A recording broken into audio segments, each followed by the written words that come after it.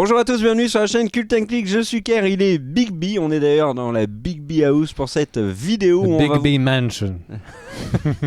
où on va vous parler de Jason Bourne, le 5e film de la saga de ce bon vieux Jason, même si dans le 4 il n'était pas là, il était remplacé par Jérémy. Puis c'était déjà une suite de Jason et les Argonautes. Tout à fait.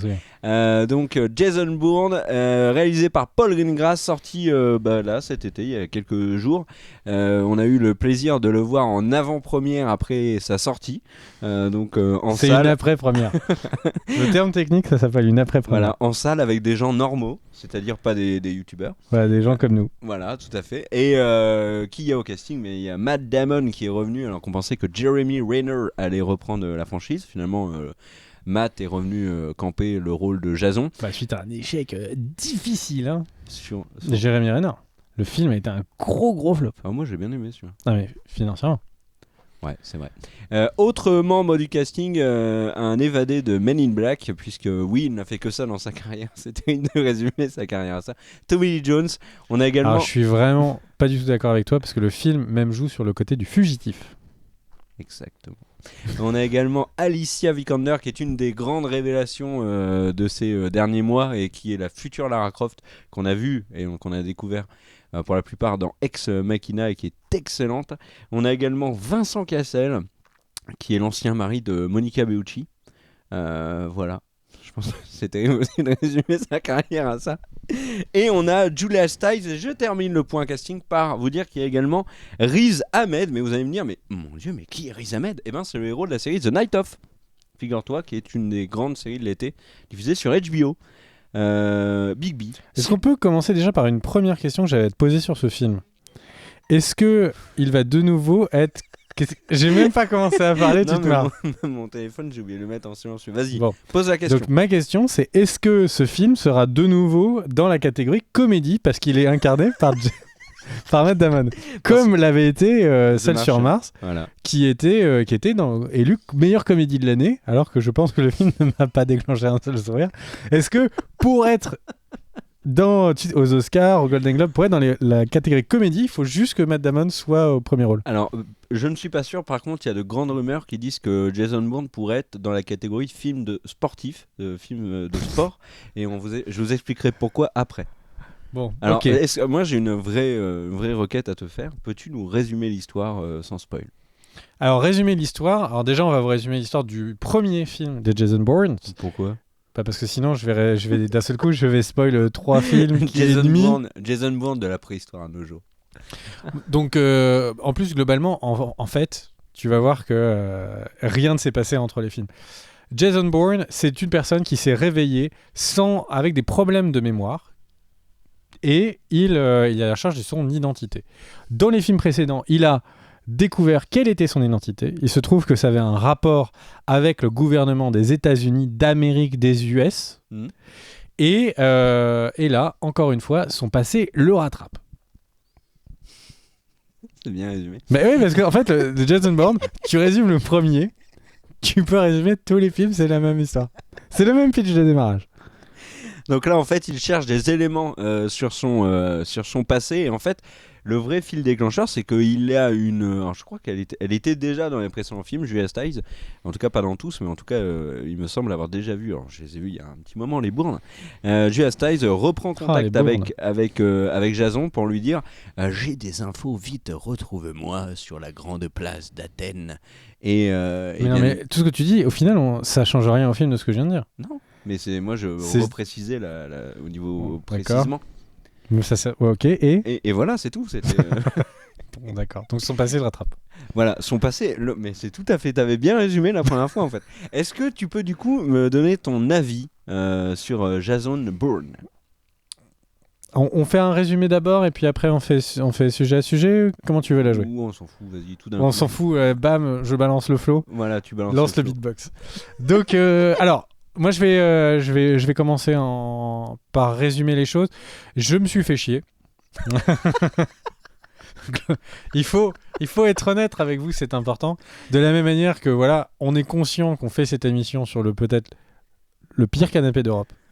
De la même manière, il faut vous dire que globalement le film, on se fait chier. Et alors il y a plein de raisons, et je vais en profiter, et je trouve que c'est vraiment le bon film pour ça, pour reprendre des points spécifiques qui font que le film est, de mon point de vue, loupé. Alors c'est un film, c'est une grosse production américaine. Et donc, comme beaucoup de grosses productions américaines, il y a des garde-fous pour la qualité. C'est-à-dire que la musique, prise à part, est plutôt pas mal. L'image, il n'y a jamais une faute. L'image est toujours réussie. Donc vraiment, le film est sur un standard de qualité de blockbuster classique. Maintenant, il a plusieurs vrais gros problèmes, et je vais attaquer segment par segment. Attaque-les segment par segment. Donc le premier segment, c'est... donc on va pas spoiler, peut-être qu'en fin de vidéo, on vous préviendra et on parlera d'un point spécifique, mais là, c'est vraiment sans spoil. J'en plaisantais au début, les Jason Bourne, c'est devenu une licence. C'est-à-dire que c'était une belle surprise. C'était vraiment le renouveau des films d'aventure, des films d'action. C'était une action très froide. Il y avait beaucoup de films. Il y avait le retour des Die Hard notamment, etc., assez dans les années proches de Jason Bourne. On était dans une Amérique très grand spectacle, avec des explosions. Oh mon Dieu, il est tombé de l'immeuble, oh mon Dieu, il s'est rattrapé un hélicoptère, et boum, il est tombé sur une motocyclette, et donc ça, il prend la pause, il fait le selfie. Mission Impossible 2, ça. Voilà, mais en fait, une grosse partie des films américains, c'était juste une surenchère. Et Jason Bourne est arrivé et était déjà marqué parce qu'il se passait en Europe. On était sur quelque chose de très froid, très efficace. Je pense que beaucoup de personnes se souviennent de la scène où Jason Bourne, quand il arrive pour la première fois à quai, des armes, il y a 2 flics qui le chopent dans un parc, et en 2 secondes, il les met à terre en 3 coups, et il est lui-même surpris d'avoir... une telle efficacité en fait en combat. Il y a également une scène, sans vouloir les déflorer, il y a une scène où il combat, il trouve un stylo bic, et il utilise le stylo comme une vraie arme qui devient vraiment flippante. Ça a été pompé sur le Joker. Et je crois que Jason Bourne est avant. Mais peu importe, ça a été pompé sur le Joker. Et donc vraiment le truc, c'est que Jason Bourne avait vraiment réécrit les films d'action, et on a eu beaucoup d'imitations des Jason Bourne, et on a eu un retour, et j'ai vraiment l'impression que le film a marqué et a imposé un espèce de retour à la réalité pour beaucoup de films d'action, ou même beaucoup de films de gros budget essayaient d'avoir une part de réel. Tu vois, vraiment, quand il tombait par terre, tu te fais mal, tu vas être moins rapide après, etc. Enfin, vraiment juste un retour à la réalité. Et Jason Bourne, le premier du nom, est un de mes films préférés d'action, parce que justement, il a su complètement réinventer les choses. Une caméra vraiment à l'épaule, caméra portée pour donner vraiment un sentiment d'action, d'être proche du corps. On était souvent dans ce qu'on appelle des focales, donc c'est-à-dire on utilise, pour ceux qui font de la photo, des objectifs qui sont sur du 50 mm, donc c'est à peu près la vision humaine. On parle de focale normale quand on est sur le rapport de vision humain, une longue focale quand on est dans zoom, et une courte focale quand on avait l'impression que c'est très large. Et donc là, on était souvent dans une focale dite normale, vers du 50 mm, on était proche de lui, donc vraiment un sentiment, tout était fait pour travailler le sentiment du réalisme. Et ce que je n'aime pas dans ce film, et ce qui en fait pour moi un échec en tant que Jason Bourne, c'est que le film se trompe sur tout ça. C'est-à-dire que en fait, on a effectivement une caméra qui est un peu portée, mais très souvent, il va s'amuser à faire de la longue focale pour faire des plans un peu plus stylisés, etc. Pourquoi pas ? Bon, ok, on commence à dévier. On commence à dévier ensuite sur le fait que on est sur... typiquement, il y a une scène où il tombe d'un immeuble et il se relève et il n'y a pas de problème. On est sur des effets spéciaux. Il y avait très peu d'effets spéciaux, et des effets spéciaux qui se voulaient cachés dans le premier Jason Bourne et dans le deuxième. Et là, il y a des effets spéciaux qui sont très marqués. Il y en a même un qui est loupé, celui où il tombe d'un immeuble. Et du coup, ça casse tout ce sentiment de naturalisme, entre guillemets, de cette volonté d'aller vraiment au plus naturel. Non, c'est pas naturel. Et du coup, le film...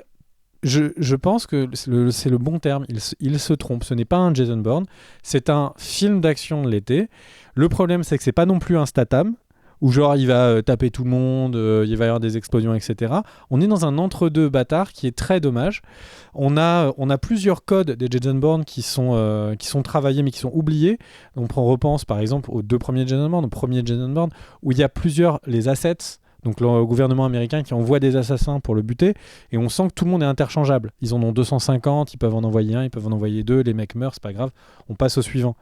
Et là, il y a un asset, il y a un tueur qui est envoyé par le gouvernement américain, mais il y en a un, il a une histoire, il est travaillé, etc. Et en fait, ils veulent en faire une espèce de miroir de Jason Bourne, mais pas tout à fait. Donc soit ils ont cassé le code des Jason Bourne, où au final tous les assassins du gouvernement sont tous interchangeables, c'est tous des numéros et on s'en bat les couilles. Et en même temps, ils ont cassé ça, et de l'autre côté, ils n'ont pas créé non plus un personnage qui est extrêmement intéressant, on connaît sa vie, on connaît sa noirceur, etc. Il a une histoire, c'est genre, il y a une discussion entre deux personnes, et ils disent, non mais tu sais, alors lui, il a vraiment eu un passé, c'était pas facile. Et puis ensuite, il passe à la suite, c'est pas suffisant pour créer un passif de personnage. Donc, clairement, en termes de scénario et en termes de mise en scène, je pense qu'il y a vraiment des erreurs. Et le film accumule les erreurs de cette manière-là. Il y a notamment des problèmes. Alors, le premier Jason Bourne, je suis désolé, je fais très précis parce que le film, je pense, se prête très bien à une critique un peu plus précise de la mise en scène, parce qu'il y a beaucoup d'erreurs de mise en scène facile. C'est vrai que par exemple sur Suicide Squad, le dernier film, je regardais vos commentaires, vous disiez qu'on n'était pas suffisamment précis, parce que globalement le film était trop lisse pour qu'on puisse vraiment accrocher sur des points autres que le scénario, ou globalement sur une remarque globale. Là, sur Jason Bourne, il y a vraiment des erreurs je pense, de manière d'approcher son film, avec tout le respect que je peux avoir pour Paul Greengrass, qui est un très grand réalisateur par ailleurs. Mais là, je pense qu'il est vraiment passé à côté de son sujet. Donc, je prenais un autre exemple. Les Jason Bourne ont pas été les premiers, mais ont été dans les films qui ont remis un code des films d'action. On a ce qui s'appelle dans le cinéma la règle des 180 degrés. C'est quoi la règle des 180 degrés ? C'est là, en fait, on a deux personnages, et on a la caméra, et donc nos regards forment une ligne. D'accord ? Imaginez 2 secondes que nos regards forment une ligne. La caméra est de ce côté-là, donc elle est là où vous nous regardez. Si le plan d'après, quand on va switcher la caméra, on va la mettre peut-être au niveau de ma main, donc à peu près ici, en fait, je suis toujours du même côté des 180 degrés. Je suis toujours du même côté de la ligne. Et donc, pour le spectateur, c'est normal. Il s'est juste déplacé légèrement sur le côté. Le cerveau humain, il regarde la scène, il comprend. Il n'y a pas de souci. Il faut pas que les deux plans soient trop proches, parce que sinon, il va se dire, c'est un mouvement, c'était pas un mouvement, c'est un peu bizarre. Enfin, donc, du coup, à l'œil, ça accroche. Donc, on va généralement essayer de décaler la caméra de plus de 45 degrés. Je suis un peu précis, mais ça permet d'expliquer mon point après. Et tandis que ce qu'on peut faire ensuite, c'est que qu'est-ce qui se passe si on veut avoir la caméra là-bas ? Qu'est-ce qui se passe si on a une caméra là-bas qui veut regarder du côté un peu making-of de l'autre côté, avoir l'autre profil de Kerr ? Il y a 2 solutions. La première, c'est de faire un mouvement. Donc on traverse la ligne en fait avec une caméra, on fait un mouvement, on prend un steadicam, on prend la caméra sur l'épaule, et donc l'œil comprend, tu vois, il a bien compris la spatialisation. Ou alors, une autre option, on va faire un cut. On va passer la caméra tout de suite d'un côté à l'autre. Et dans ces cas-là, le cerveau comprend plus la spatialisation, il comprend plus très bien l'ordre de la pièce, etc. Il y a un moment, vous pourrez voir ça rapidement en prenant un téléphone portable et en faisant le test. Mais globalement, du coup, il comprend plus la spatialisation et on met un petit moment avant de revenir. Donc c'est quelque chose qu'on généralement, dans la réalisation classique, on essaye d'éviter. C'est une règle, les 180, on évite cette règle. Et donc pourquoi est-ce que je fais si long sur ça ? C'est parce que donc, dans les Jason Bourne, Paul Greengrass, et c'est une technique de film d'action, mais Paul Greengrass était vraiment le maître pour ça. En fait, quand il donne un coup de poing, quand il tombe par terre, en fait, Paul Greengrass, Polo, comme on l'appelle, passe sa caméra de l'autre côté des 180, et ce qui fait que on comprend plus. Tu vois, on donne un coup de poing, on passe de l'autre côté, etc. Et en fait, comme le cerveau, au fur et à mesure, en le faisant plusieurs fois d'affilée, le cerveau reste en alerte, et ça donne une impression de dynamisme que n'aurait pas un combat peut-être trop lent, où on est juste en train de suivre le coup de poing, puis le coup de poing, etc. On aurait l'impression que c'est un peu du théâtre filmé, quoi. Et Paul Greengrass, il est très très fort pour ça. Si un jour vous avez l'occasion, il y a des vidéos d'analyse filmique sur le combat justement au stylo dans le premier Jason Bourne, c'est incroyable. C'est juste, il fait, tu vois, il filme, il est de ce côté-là de la caméra, tu vois de notre plan de regard, et puis d'un seul coup il donne un coup de pied, et là le coup de pied, juste il met la caméra, tu sais, mais il passe la ligne juste un peu pour qu'on se pose la question, et puis ensuite il enchaîne pour que vraiment en fait on soit toujours dans le rythme. C'est pas des petits détails, hein, c'est vraiment dans la base de la technique cinématographique de se balader la caméra dans un espace. Et là, pourquoi est-ce que j'en reviens à ce film ? Paul Greengrass, qui l'a fait avec brio dans les premiers Jason, Là, il le fait tous les plans. Tous les plans. On passe dans toutes les scènes d'action. On passe d'un côté, de l'autre, de l'autre, de l'autre, de l'autre, de l'autre. Du coup, au final, on est un peu paumé. Du coup, on est dans une surenchère qui crée une perte de sens. Et c'est vraiment dommage parce qu'on a un réalisateur qui a amené une nouvelle histoire, qui a amené un nouveau style, qui a été copié parce que vraiment il a amené quelque chose de frais. Et ben, il est tellement en train de se copier lui-même et de se faire une parodie qu'on en vient à la caricature. Et la caricature, c'est le moment où les traits sont tellement grossiers que ça en fait sourire. Et c'est vraiment ça, ce Jason Bourne. Les traits sont tellement grossiers que ça en fait sourire. Et pour terminer mon point, la musique, elle est pas mal. Pam, pam, pam, pam, pam, pam, pam. Tu vois, c'est de la percussion, on essaye d'aller vite, etc. Encore une fois, c'est des codes du premier Jason Bourne. Mais quand c'est tout le temps, pam, pam, pam, pam, pam, pam, pam, pam, pam, pam, il y a un moment, on est matraqué, ça devient épuisant. Et en fait, à quel moment il fait légèrement descendre l'action pour la remonter ? Jamais. Et donc, comme il fait jamais descendre l'action, au final, on passe 1h30, 2h, je sais pas quel film, 2 heures de film en se faisant matraquer la tête, pam, pam, pam, pam, pam, pam, pam, pam, pam, pam. Et le mec, il marche dans la rue, il file un nion, il est en moto. On est toujours comme ça. Le seul moment où j'ai noté des légères baisses, c'est dans certaines scènes de bureau. Ça baissait légèrement. Et quand il y a une scène où il est au chiottes. Voilà. Tout le reste du temps, c'est pam, pam, pam, pam, pam, pam. Et c'est trop. Et c'est globalement à l'image du film. Le film est la suite d'une très grande gloire du cinéma. Et vraiment, je pèse mes mots, le premier Jason Bourne était un énorme film qui a marqué sa génération. C'est pas peut-être le film dont on se souviendra tous quand on aura 90 piges à Belize après avoir fait notre dernier casse. Mais le truc, c'est que c'est clairement le film qui aura impacté pendant une bonne dizaine d'années les réalisations de beaucoup de films d'action. Et là, de vous voir que c'est l'équipe primaire qui, au final, fait une caricature, j'en suis triste. Et au final, on se fait bien chier. Voilà mon point, Kier. Alors, ça a fait une sacrée critique, mon cher Bigby. Moi, je vais aller moins dans le technique que toi. C'est ton domaine, c'est ta passion. Moi, je te rejoins sur beaucoup de points et alors moi, je me suis pas ennuyé. Je me suis ennuyé parfois, pas tout le temps. Je déplore énormément le manque d'audace de ce Bourne. Et là, je vais parler de l'histoire. Ce film n'invente rien. Si ce n'est peut-être ce qu'on avait vu dans la bande-annonce que Bourne, il fait un peu de combat. Et encore, c'est vite expédié et puis basta. Mais sinon, tout ce qui est, on va dire, l'intrigue avec le gouvernement américain, je recherche mon identité et tout. Non seulement on l'a déjà vu, mais on l'a vu nettement mieux dans les précédents Bourne. Donc l'histoire ne m'a jamais accroché, sauf peut-être un élément à la fin, donc je ne dévoilerai pas, avec le seul et unique personnage que je trouve intéressant de ce film, c'est celui d'Alicia Vikander, parce que c'est celui qui est mieux travaillé, je trouve. Mais l'histoire m'a vraiment déçu, et on retrouve alors vraiment dans du très très classique dans l'action américaine, ce que moi m'ennuie énormément, c'est-à-dire les courses-poursuites avec les voitures, etc. Je m'ennuie, je décroche constamment dans une course-poursuite en voiture. Je sais pas toi, mais moi en moto. Et en moto, mais alors je n'en peux plus. Alors celle en moto est un peu plus réussie parce qu'il y a le contexte d'Athènes, de nuit, etc. C'est bien fait. Mais une course-poursuite en bagnole, et là il y en a trop. Et pour revenir sur les personnages, parce qu'on n'en a pas parlé, toi tu as parlé du côté réalisation, parlons des personnages. Celui de Vincent Cassel n'a d'intérêt que parce que c'est Vincent Cassel et que c'est un immense acteur. Et il a une gueule, putain. Ouais, Vincent Cassel a une gueule, ouais. Il a un sacré charisme, on voudrait tous le même. Et Tommy Lee Jones, c'est une vraie catastrophe, Tommy Lee Jones dans ce film. Ça fait mal de voir Tommy Lee Jones dans un rôle comme ça. Et Bourne, je le trouve cliché de lui-même, en fait, dans ce film. C'est-à-dire que Matt Damon est pas du tout impressionnant. Il n'a pas une seule scène où tu réfléchis un petit peu. En fait, les deux seuls personnages qui vraiment s'en sortent, ce sont les deux personnages féminins. Julia Stiles, qu'on voit un petit peu, et Alicia Vikander, qu'on voit beaucoup, et qui, elle a vraiment tout d'une grande, quoi. Je trouve que Vikander a encore une fois approuvé.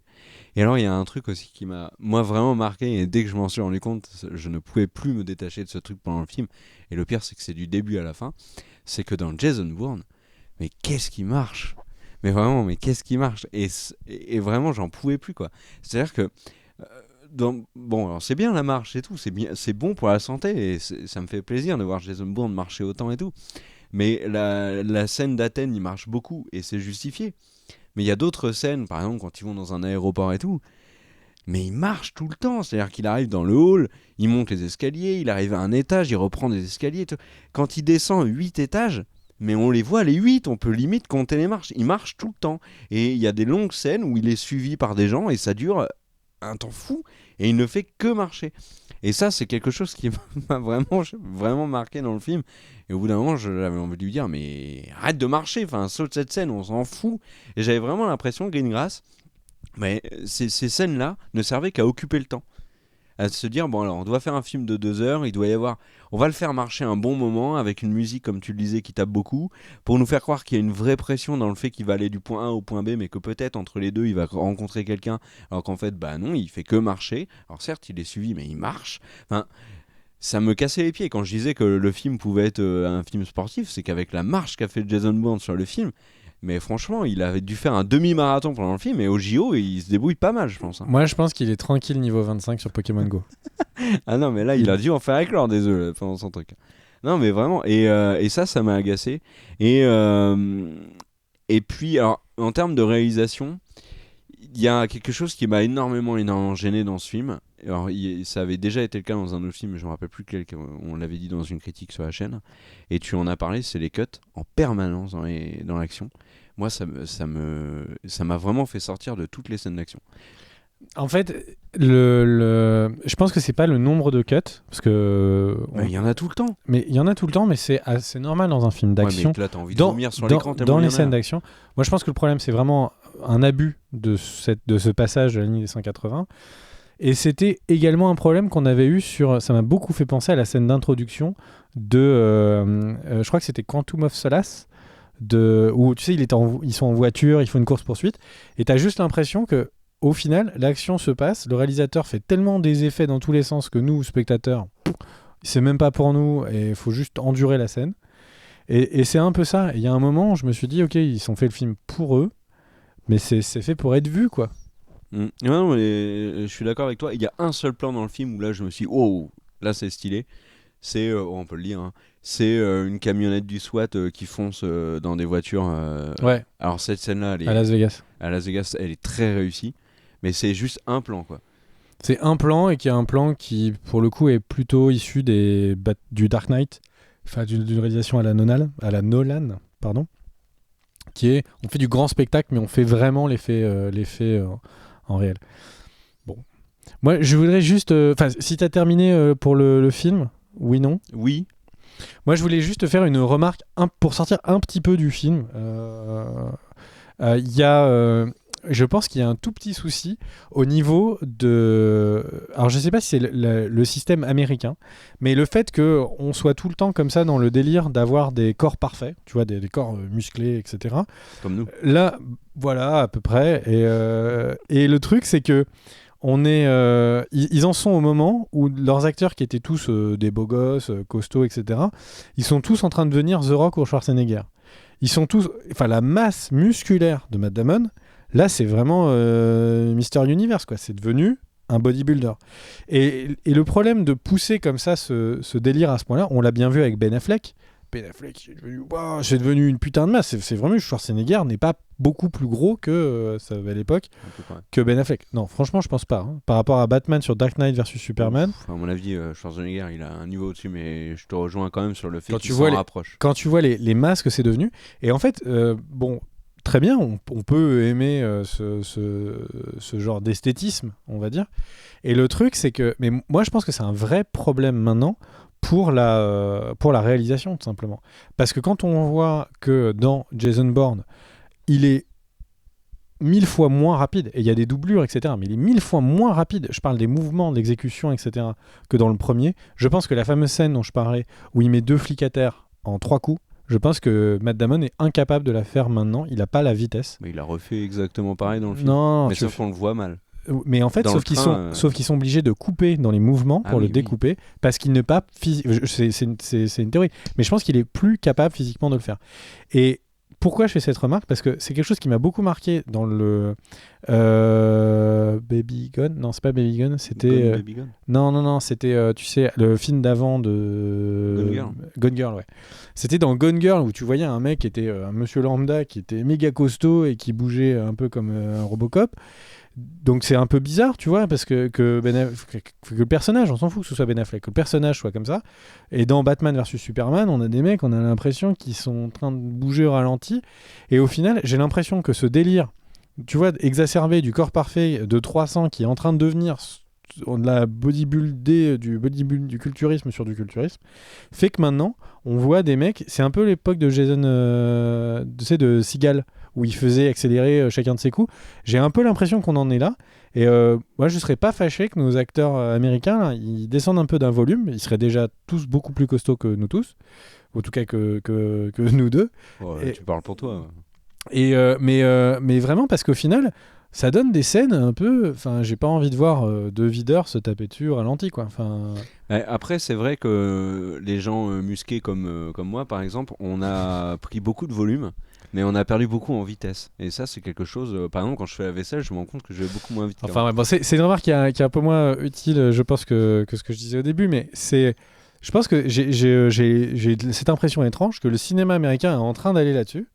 Et j'espère qu'on va pas être dans l'ultime fantasme du fantasme. Au final, si un mec n'est pas Schwarzenegger des années 80... Il est trop chétif et il peut pas jouer un rôle de personnage, tu vois, de personnage fort. On le voit bien, là les derniers héros entre guillemets qui sont sortis acteurs, c'est celui de Gardien de la Galaxie, Chris Pratt, Tom Hardy qui sont... Enfin, et j'espère juste qu'on retrouvera des réalisations, parce qu'au final c'est un problème dans les films, des réalisations où on a des acteurs qui sont vifs, où les scènes vont vite, ils sont à l'aise, etc. Parce que là on les sent pas à l'aise dans leur corps, quoi. Et c'est un peu bizarre dans un film où on est censé voir des scènes d'action qui enchantent, etc. Bon, petite remarque entre nous. Eh ben, en tout cas, merci de nous avoir suivis dans cette vidéo des vacances. Alors, il y a moins de vidéos sur la chaîne parce que tu refuses. Nous sommes tu demandes des dons. Arrête, t'es connerie. Et qu'on soit sponsorisé. Alors, cette émission a été faite parce que Kerr a eu sa canette de boisson gazeuse et donc du coup puis mon téléphone Samsung et mon iPad. Voilà, donc, et donc du coup Kerr a accepté de faire cette émission. J'ai des Adidas aussi. Voilà.